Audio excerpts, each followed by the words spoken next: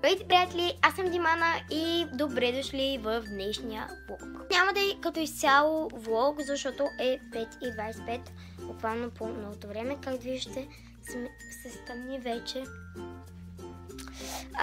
Да, може да ходим в Джамбо, не съм сигурна. Сега ще заснема едно видео и после ще станат. И ще видите след малко няколко кадри от него. Това видео ще го видите малко по-нататък в седмицата. И това е за днешния влог. Ако ви е интересно, продължавайте да гледате. Първото нещо е ето тази блузка, която е от Гранд Мол Варна, от Зара. Много е хубава, че е малко тънка и веднага като я видях ми грабна погледа и почнах да моля мама да ми я купи и тя ми я купи. Много е сладка, такъв розово кремов цвят, много ми харесва, наистина е много хубава и препоръчвам вие да се я вземете, защото нищо, че е тънка, ако сложите едно елече отгоре, може да си ходите с нея през всяко време в сезоните и е много, много сладка. И последният продукт е ето този лосьон за тяло. Той е от DM на марката Балея. Много е хубав, мирише на бомбони и захарен памук. Се оказа, че първо ще отидем в Айко, после ще отидем в Джамбо. Затова първо ще ви снимам в Айко, после в Джамбо. Вече тук разбрахте. В Айко ще ходим да изкупим някакви джунджовики, декорации и да за това.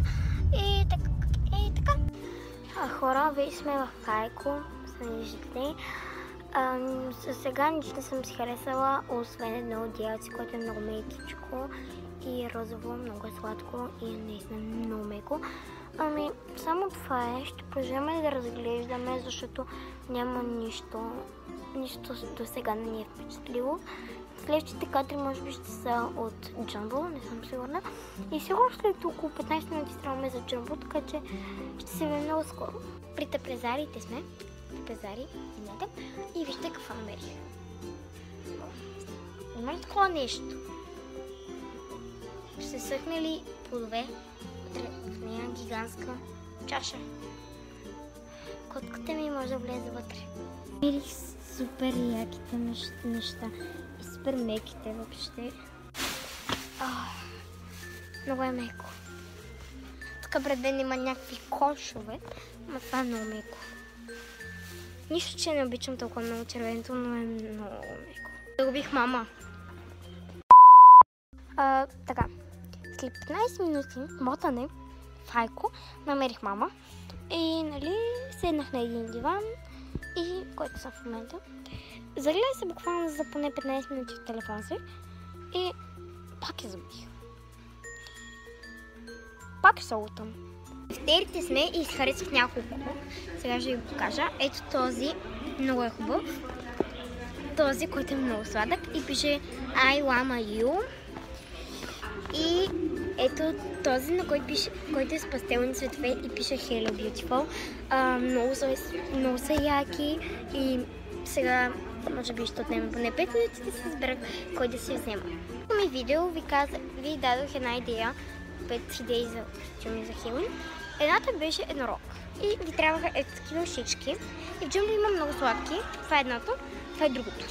И аз днес мисля да бъда на Хелоуин еднорог, затова може би ще се взема едно от тези двете.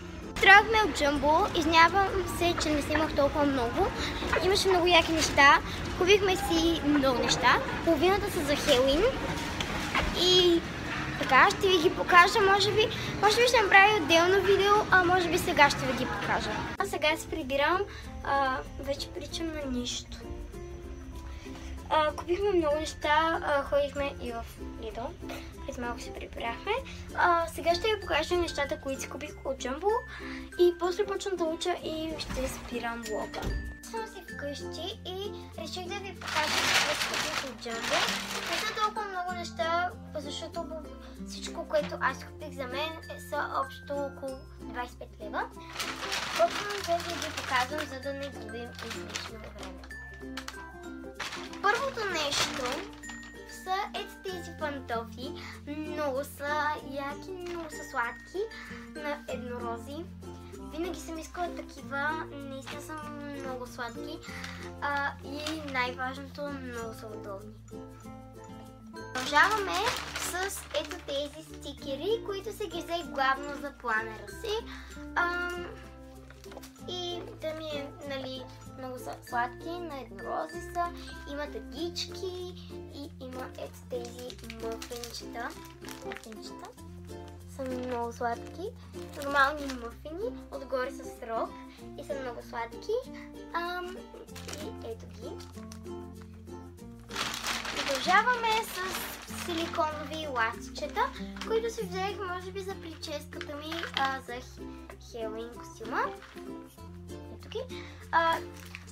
Тези струваха поне 1,49, тези струваха 60 стотинки, а пантофите 15 лева. Следващото нещо е ето това, което си го купих за канала ми. Много е яко и реших просто винаги всяко видео да почвам така. Даже сега ще го отворя пред вас. Ето го. Някакси много ми е странно. Много е яко.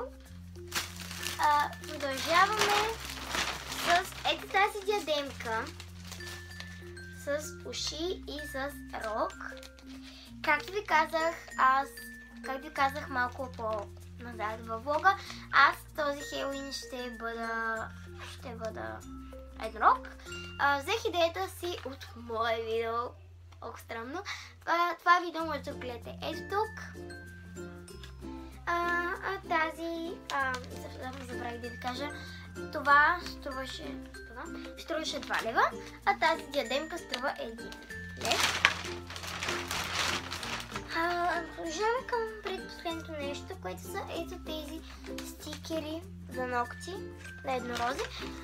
Взех се ги, защото нали ще бъде еднорог и може да се сложа на някой ног. Да си направя лак, да кажем. И да,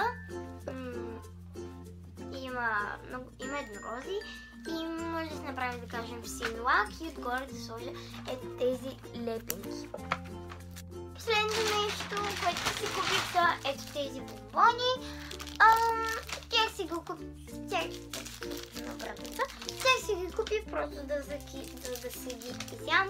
Много ги обичам. Те са с малина, ягода, кола, лимон и портокал. Комплектът включва и белите вишири на ето това нещо. Както сами виждате, аз го написах. Тук написах името на канала си.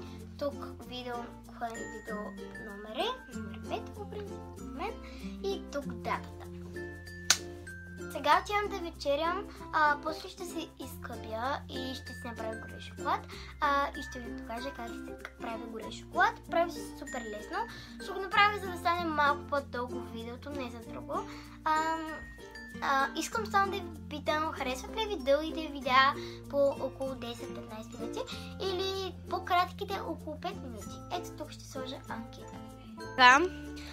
След малко влизам да се къпя. Сега намерих феноменалните 2 и ги гледам с компанията на шоколадови бомбонки.